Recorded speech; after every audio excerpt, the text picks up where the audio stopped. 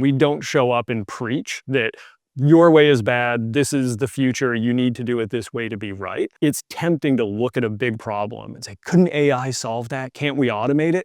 At that point, you're just providing just lowest common denominator answers to people, which is not what's going to drive business success.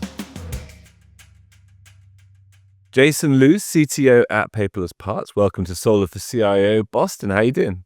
Very well. Thank you, Tom. Great to be here. So maybe if people don't know about Paperless Parts, let's explain what the business is first of all. You look at what gets made in the real world and use Boeing as an example. Boeing makes airplanes. We know that. They actually make very little of what goes into an airplane. So they're what we would call, they're an OEM, right? They're an integrator. They design and build airplanes. But then they'll have someone like a GE make engines. But GE doesn't really make most of what goes into the engines. A lot of that gets made by other manufacturers downstream in the supply chain. And so those are people that will make precision parts that are detailed specifications to fit inside an engine, for example, valves, housings, all of these things. The manufacturing companies that make those are our customers. And so these are what we would talk about, the tier 2 suppliers in our industrial supply chain that make the small physical custom things that need to go into things that get made all over the country, all over the world. And so when you look at that from aerospace, and then you think across medical devices, construction, heavy machinery, space, all of these industries, it turns into a network of tens of thousands of companies in the US alone that are involved in making all of the physical things that we see around us every day. I think most people don't really think about it so much that that's actually what it takes to build the things that are around us. And so Paperless Parts, we sit in the front office. So our goal as a company is to help manufacturers be more successful in their business. And where we sit is from that time that they first receive an RFQ, a request to build something, to the time they then are actually bidding on that work. And so we think about these companies dealing with what we would call high mix, low volume, is how they'll always describe themselves, meaning they do a very wide array of things that they build at lower volume. So completely different world from what I think a lot of people think of when you say manufacturing. People picture this huge facility that's printing millions of individual things. Our customers are not those. Our customers are the manufacturers that build small numbers of these high precision parts. So the challenge they face is that when they talk about those tens of thousands of companies and all of these things that need to be built, successful manufacturers in this space are doing this hundreds, if not thousands of times per week in terms of getting what literally is an email with attachments that could be a 3D CAD model, a 2D PDF technical drawing of something to be built, maybe a spreadsheet of other specifications, and they then have to analyze all of that information, decide how they would build it, determine how much it would cost them to build and how long it would take to build it, and then get that bid back to their potential customer. And typically what we see in the industry is the companies that win work do that within 48 hours. And so they're doing this hundreds, if not thousands of times per week. And so ultimately that's where we sit from a business perspective, is helping manufacturers manage that front office more successfully. Immediately, you're confronted with thinking about this relationship between technology and the real world and your example illustrates this perfectly, of Boeing, of incredibly high stakes, which are kind of sewn into the real world all around us all the time. But happily, we don't have to think about it too often as a people who go into buildings or get onto airplanes, but it's obviously something you have to think about a huge deal. The complexity sounds incredible. How do you balance that deep domain knowledge with I guess, generic software architecture? This must be your whole world, right? Between those 2 points. It is, yeah. This is where we focus. This is where I spend a lot of time thinking. And I think you hit on it. I think there's an interesting balance of the depth and complexity of what we can build to help manufacturers with that complexity, but then also trying to bring it back to more foundational concepts from more of really like a design thinking point of view in terms of what the real problems are. And so I'll break that into two things. So one, yes, our software does help do some deep analysis where we will look at a 3D model, we extract geometric information from that. We run a lot of analysis to help identify what might be complex or risky or challenging in building something.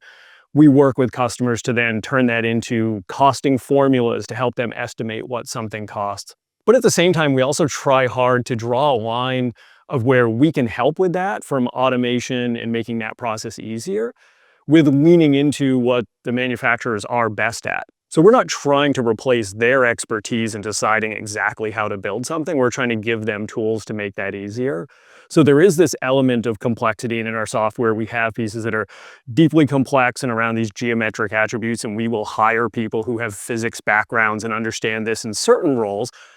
And then at the same time, a lot of what we do is managing data and managing workflow and managing change for these companies. And that's really where I find my role a lot, is helping to balance that with coming back to understanding just what are their problems.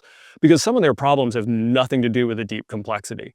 Their problems may be that they get all these files in an email. And it used to be that a human being would download a bunch of attachments and then upload them into 3 different software systems. And then they have multiple people looking at work across all this different software, and it's just taking them too long. And so it's these very classic modernization problems of too few people using too many systems, managing too much data. And so in some ways, where we have the biggest impact is trying to simplify it all and really present to our customers a simplified view of the complexity sitting underneath it. Is that where you see the biggest remaining inefficiencies that technology can solve are kind of sourced at the moment? Yes. Yeah, I think that's it. I think where we've taken great strides and technology pushes is often so much in the depth of the complexity of what's happening there.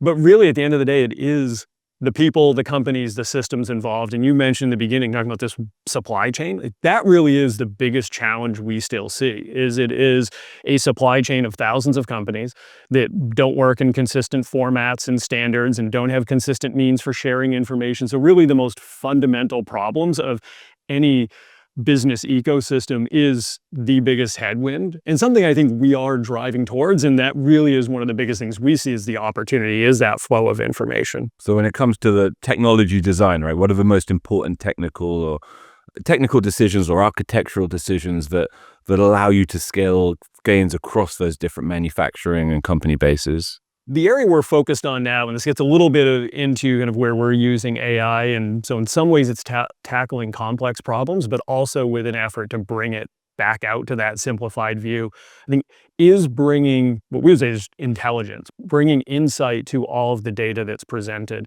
And I think I look at it as a contrast to a lot of what the industry has been doing for decades, which is pushing standard formats.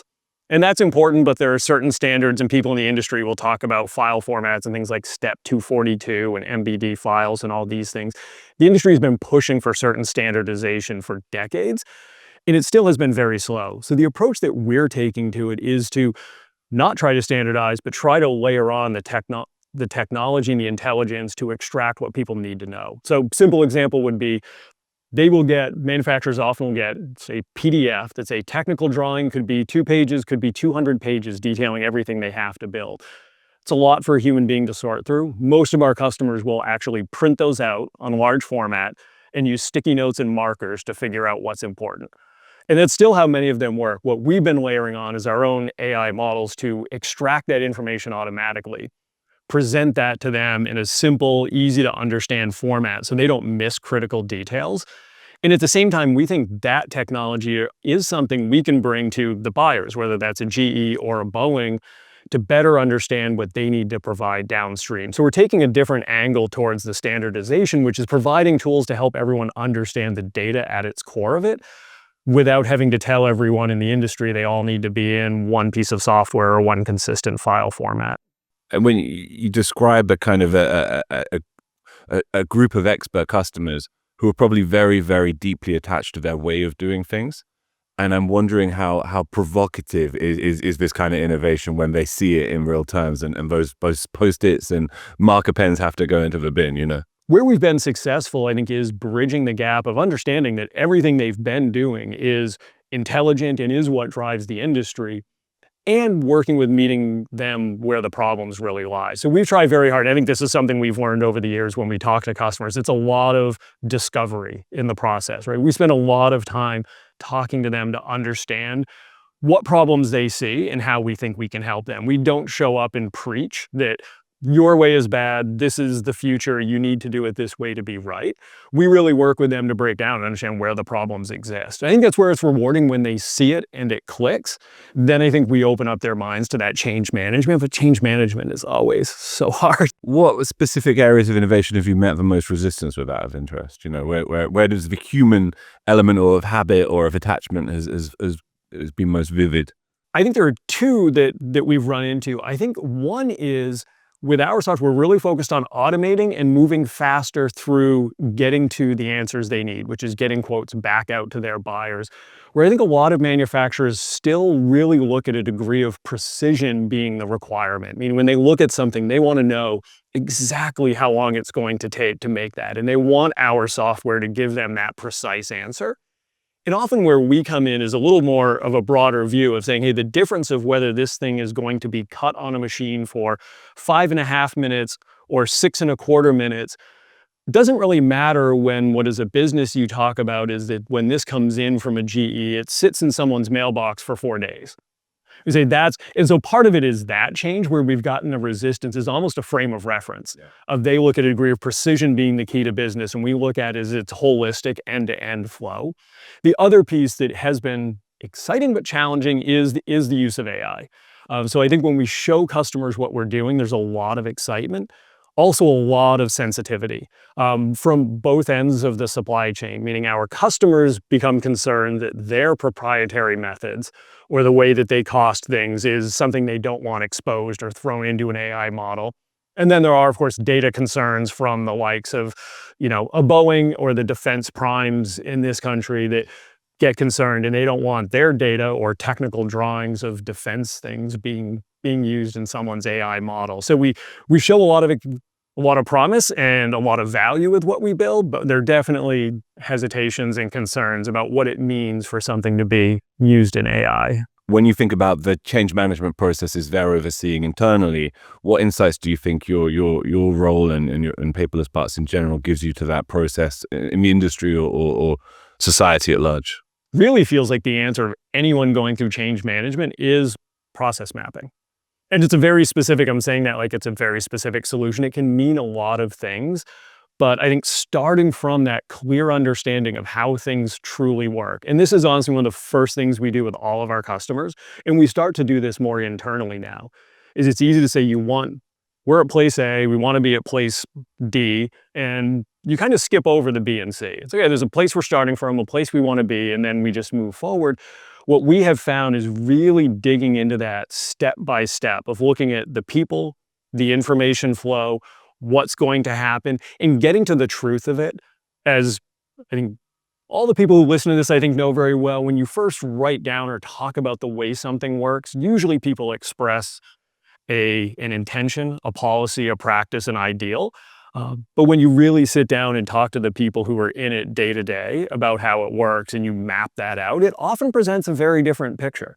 And so I think that's the biggest thing I found that I end up suggesting to everyone is if you're driving that change, it is process map it, meaning what's the data, where does it start, who does it flow to, what are they doing with it, and then going back and looking at what flows well and where the bottlenecks occur. Because that is the core of any change management, is understanding that that's a system in place, whatever's working or not working, and every change has to be mapped against that. And you must find areas where you reach a point where automation is in fact creating new inefficiencies, unimagined inefficiencies, right? What's that process of identification like, or of negotiating those kind of challenges that you don't expect? And how can that be kind of packaged into advice for organizations which are trying to innovate, trying to instigate, dynamic change, but have to be aware of those kind of pitfalls themselves? I think part of it is, one I'll come back to, I think that sense of really mapping out a process and knowing, again, not what you think it is. But then I think beyond that, a key part of it that I think when we all talk about it feels obvious, but I find so many people, myself included at times, drift from this, which is automating the simplest things first. And we often find, and we hear this from our customers, and I know we look at it internally, and I've talked to others in similar roles who look at this complex problem and say, oh, wouldn't it be great if we could automate this? Or can't AI solve this? And you realize you're starting with the most complex thing you do. And the metaphor I think people use all the time, I look at things like autopilots and airplanes. It's right, that starts from having the plane fly itself when you're spending 5 hours flying over an ocean. That didn't start from having the plane using an autopilot to land a plane in stormy weather, and that's not where you start from. And I think that's the same lesson for businesses. It's tempting to look at a big problem and say, couldn't AI solve that? Can't we automate it? To me, the lessons start with the simplest things. Look at the small things that valuable people are spending time on, and you wish they weren't. And start there, and it builds up, because I think with that, one, I think you can save a lot of time, and two, I think it also creates a push and a pressure towards people with the skills and knowledge being directed towards the biggest problems, which is exactly what you want them spending their time on. So I think that push is something I think we've really seen, and I think it's been a learning from our business that we've taken internally that I think applies across every industry. Really well said. Soul of the CIO is sponsored by Nextvink. Now, if you work in IT, you'll know too well how disruptions can derail productivity fast. Nextvink's AI-powered platform for digital employee experience keeps you ahead. It uncovers issues others can't see and resolves them automatically with employee-centric AI and always-on automation. Employees stay productive, IT stays proactive and even preventative, and leadership sees results. Nextvink, ahead of every IT disruption, behind every strategy. Learn more at nextvink.com. Another kind of parallel that comes to mind, right, is this about looking into paperless parts, right, is this concept of design transparency. Right, you're putting a lot of technology into the hands of people. They have to be able to feel confident in it, and that means, in a way, their employee experience of the technology or their customer experience of the technology, it mirrors what some CIOs have to address about digital employee experience of their user base. Right? I mean, how do you bake in that design transparency? How do you think about the users being able to see and trust how a quote or decision was produced through their engagement with the technology? You know. It is that transparency. It is showing the information and showing the work. Again, I think particularly in the AI we see today, and often when we say AI, we're thinking of LLMs and chatbots and all of that. I think is jumping from a question to the answer. In our product, we focus very much on surfacing information and allowing people to make decisions from it. And that's really something at Paperless that we anchor on as far as sort of the ethos of how we use AI, is that we use AI to help people make better decisions, not to make decisions on their behalf. And so for us, that transparency is we tell them exactly what we're doing, and then we show all of the data. Say, we found this information, we drew these insights, and we stop at the point of decision making. And I think the same thing applies to many uses of automation, whether that's AI or not, but mostly today, if we're saying automation AI, we're kind of saying the same things together. I think that same thing holds true, is just producing an answer is scary for people. And one, it's, I think, scary for people to embrace it if they're feeling like they don't have trust in where it's coming from. But I think it's also hard to push that change and bring people on board. If those are internal tools that a CIO is implementing or sales tools, great, we're going to give you a talk track for this customer based on AI that's listening to all of your sales calls. And we're just going to give you 5 bullet points to talk about. That's a hard thing to drive change through. Whereas if what's really being surfaced are the insights and the learnings that someone can actually build from, I think there's a lot more to go there. So for me, that key step is really showing the homework and being able to show the insights that came out of it. I think shy of that, it's asking for a lot of trust. And in certain cases, it's fine. If I'm using ChatGPT to look up how many, tell me about active volcanoes in the world, I don't need the data in between. I just want an answer. But if I'm looking at how I drive change and how I bring data to different parts of the organization, that's very different. And you're dealing with, top drawer expertise at the end of the day, aren't you? You're not going to pull the wool over their eyes too easily, I think. Yeah. You need somebody in that mix, that human in the loop, that can help determine if what you're automating or the systems that you're building are actually producing really good answers. I think that's part of it that's always so hard with the automation is I think we kind of fall in love with getting the quick answer. And someone has to be responsible for saying, but is it a good answer? And how do we make sure that if we're putting data or insights in front of our team, in front of our company to enable the business, it can't just be fast. It has to be fast and good, or else at that point, you're just providing just lowest common denominator answers to people, which is not what's going to drive business success. What metrics are you tracking to know that the technology is delivering real efficiency, not just faster quotes, but that measurable business impact? How are you measuring that internally? With our product, it certainly is through metrics that we establish. And there are certain things we look at across all customers, but there's a degree of it that's unique to each customer, which may be interim metrics such as how quickly they get quotes out the door, but often it is fundamental business metrics. So we had a customer we onboarded recently, and so through the work we did, after 6 months of onboarding and using our product, I think it was their sales grew by 25% through using our product. And so that's a case where they wanted top line business growth, and we were able to tie it together. In some cases, it is more interim metrics. Internally, it is really hard because certainly we're trying to focus on producing more efficiency. And so there are lots of things we're doing as a company with internal roles of how do we bring data and automation and AI to help people be more effective. And I'll be honest, it's something I think we're really struggling with in terms of feeling like we're doing great things, but at the same time being concerned that we're also producing a lot of other work for people to go do. So there is, and what often now people are throwing around the term of AI slop, and people are using AI and producing these kind of middling results. So really for us right now, there are top line metrics we can track across different functions in the company, but we're really anchoring on digging deep and building that transparency and trust within groups that we're actually getting to the point of, do people think it's working? Do people feel it's working, and does that align with the data? Because we don't want to end up driving a certain metric and then realize that in driving one metric, we've actually completely destroyed 3 others that we hadn't really been thinking about. So yes, we're measuring it, and I think it's all so new that we're relying heavily on people sharing their experience. And that's true with employees. And I think we've built a lot of trust within the company that people have the ability to say that. If yes, this is working, this makes my life better. No, this isn't really working. Or the data's okay, but this is making my job much harder than it was before. And I think with building that trust internally, we feel like we're continuously improving. Relevant question, Ben. CIO, CTO collaboration within Paperless Parts, and maybe from that experience more generally, how do you see those roles converging, and how are you making that a kind of fruitful collaboration and partnership?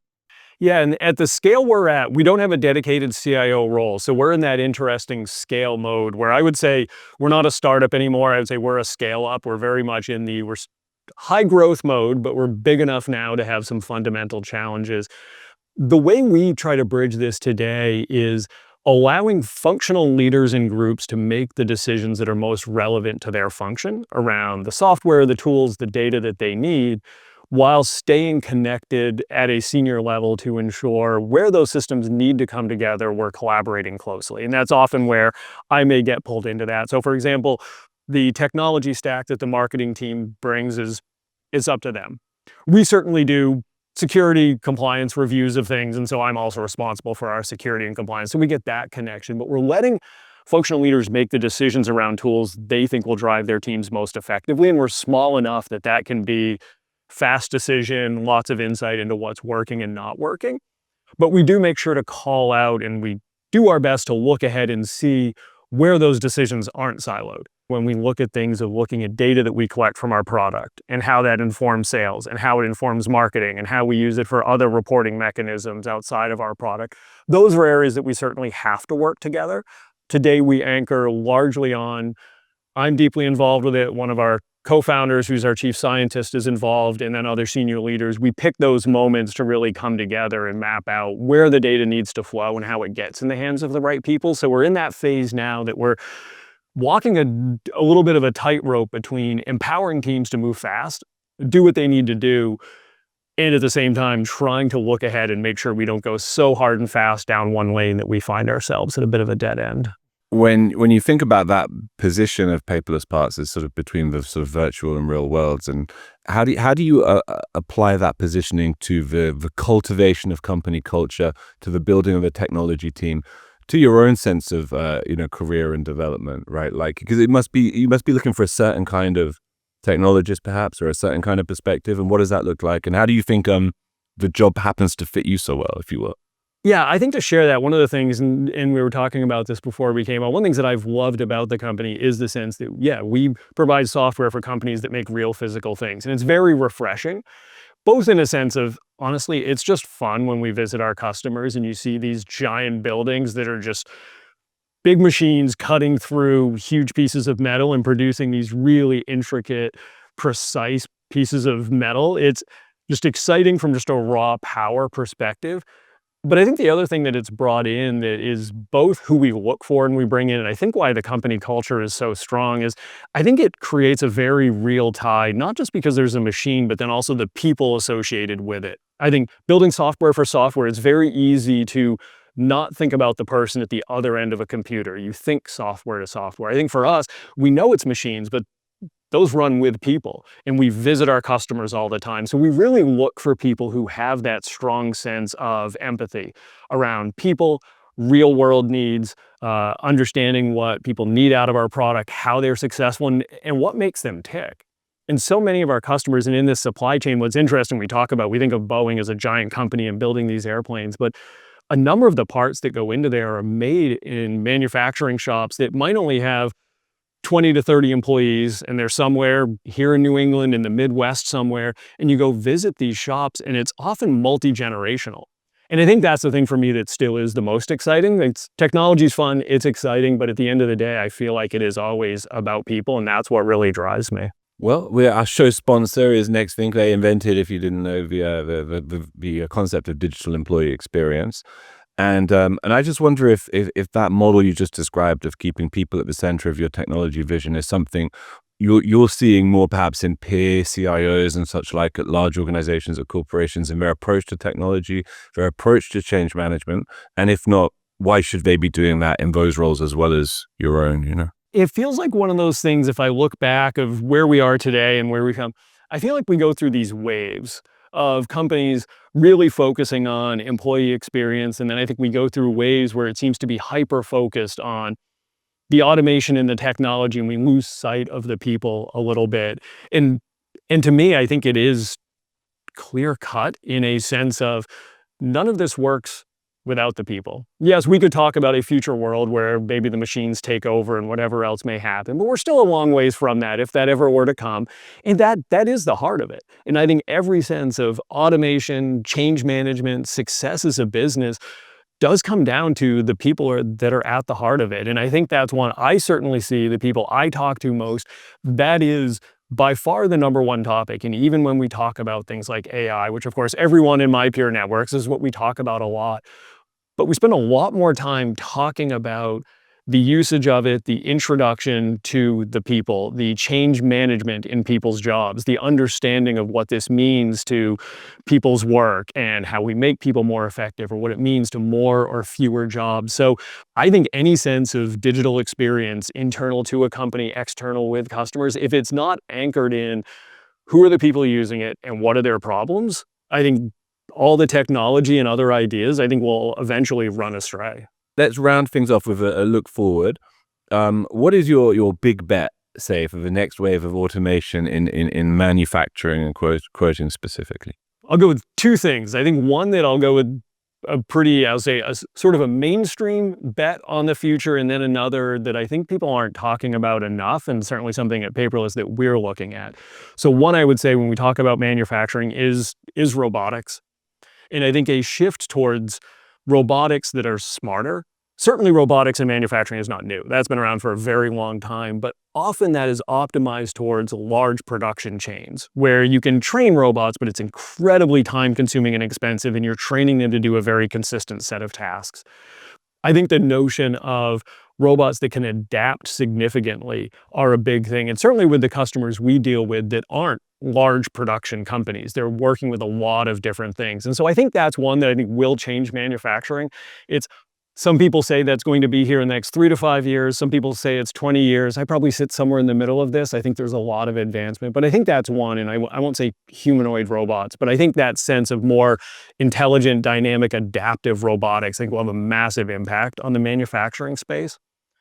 The other one that I think ties into what we've been touching on, I think, is the intelligence we can bring to the data that is used across the supply chain. I still think one of the biggest challenges we have when we look at manufacturing is the flow of information. And I think there's so many areas where people are looking at silos of technology and silos of data and looking at how they can automate every piece of it. But at the end of the day, the slowest part in all of it is you have a bunch of humans moving around a lot of data and files between thousands of points across the globe. And I think the ability to bring in technology and automation to understand better what is being passed around, what is being shared, what is being important, I think is really what's going to change the game. When everyone feels like they're looking consistently and transparently at the same set of data, I think some of those supply chain challenges, the distance that exists, I think will really start to fade. What about yourself, and what about your own career path into this kind of very specific area of expertise? And what is it about your own interests and orientation that makes you such a good fit? I came into this space knowing nothing about it. And I think that really anchors in, I think my experience and what I find interesting is the learning and the challenge.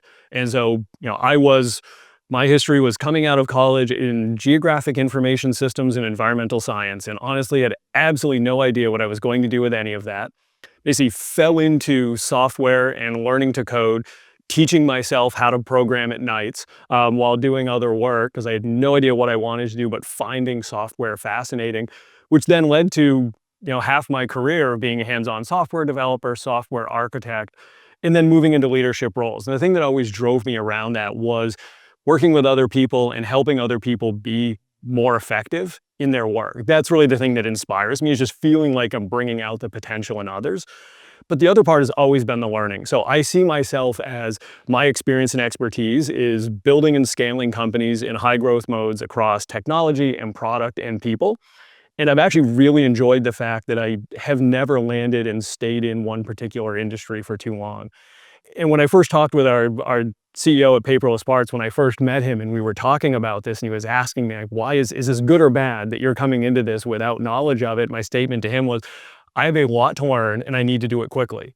And so what more would you want out of someone in my role than someone that's going to come in leading with curiosity and a desire to learn? So I think for me, that's the thing that anchors it all, is I love the challenge of learning and getting up to speed. So my first year at Paperless was a lot of reading and learning and watching videos and visiting customers and figuring it out. But I think that curiosity has made me very open-minded to what our customers do today, what they do so well, and the ways that we can help them. I'm not bringing in baggage or my own historical thoughts on what I think the right answer is. All I want to do is end up providing great results for people. Do you think you have the kind of perspective on the world that takes nothing for granted? That is interested in how everything is constituted. I do, and I would certainly have a bias towards feeling like I would hope most people do. I think there's just so much to learn. I tend to go into every situation with a strong point of view on things, but maintaining it very loosely held. And honestly, there's nothing I love more than having someone knock me off of my own point of view, because I feel like in order to do that, I must have really learned something in the process. So I love discussing and debating and learning. And I feel like that curiosity I think it's the anchor to how people are successful and in a good society and running good businesses, is a willingness to learn. If we look at where we are today and go back 5 years ago, would we have predicted the way technology and business is today?